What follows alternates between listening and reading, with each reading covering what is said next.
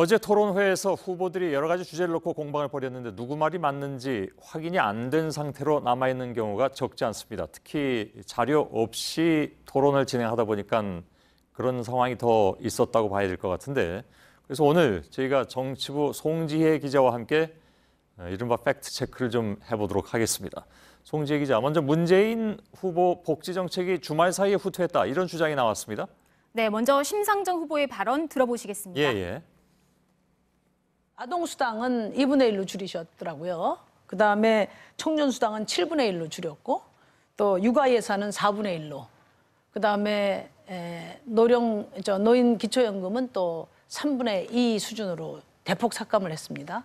예, 잘 들었습니다. 실제로 줄어든 것이 맞는지요? 네, 먼저 이 표를 보시면요. 이 왼쪽이 13일 민주당이 발표한 10대 공약이고, 이 오른쪽은 17일 선관위가 이 홈페이지에서 공개한 문 후보의 10대 공약입니다. 예. 13일 발표문에는 만 0세에서 5세 아동 중 소득 하위 80%를 대상으로 월 20만 원씩 지급한다고 돼 있습니다. 예. 그런데 17일 선관위 자료에는 월 10만 원부터 시작해 단계적으로 인상한다고만 돼 있습니다. 예, 공약 내용이 그러니까 달라지긴 한 건데요.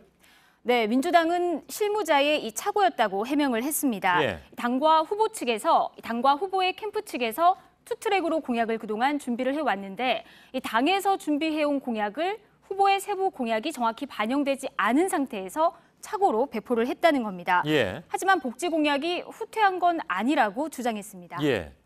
근데 그게 이제 착오로 그런 일이 있다는 것도 조금 상식적으로는 좀 이해하기 어려운 측면이 있긴 있습니다. 다음은 홍준표 후보 발언 내용을 좀 검증해 볼까요?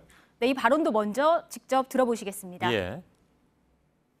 DJ 시절에 북에 없습니다. 넘어간 돈이 현물하고 달러고 22억 달러입니다. 노무현 대통령 시절에 현물하고 현금하고 넘어간 게 44억 달러입니다. 예.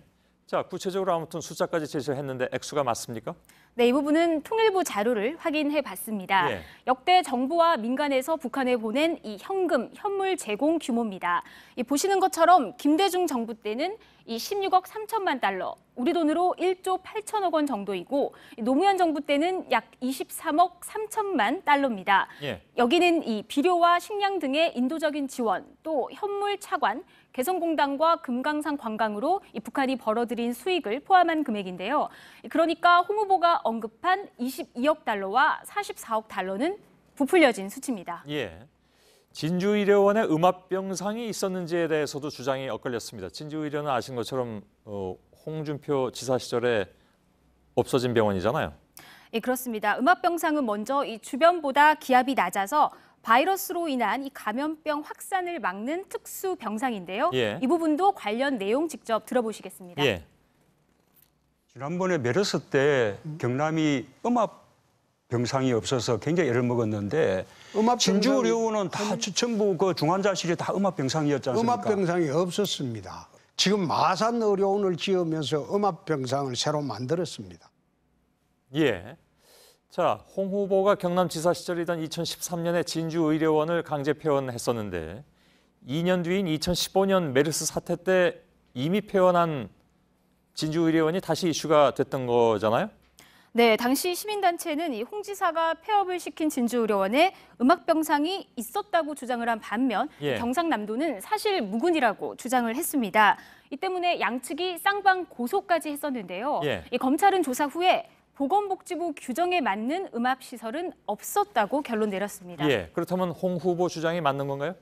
꼭 그렇게 단정할 수는 없습니다. 이 당시 검찰은 진주의료원의 음압병실에 들어가는 이 공조시설과 급기시설 같은 일부 시설이 있는 병실이 있었던 점은 확인을 했습니다. 예. 오늘 이 보건의료노조 울산 경남본부를 추가로 취재를 했는데요.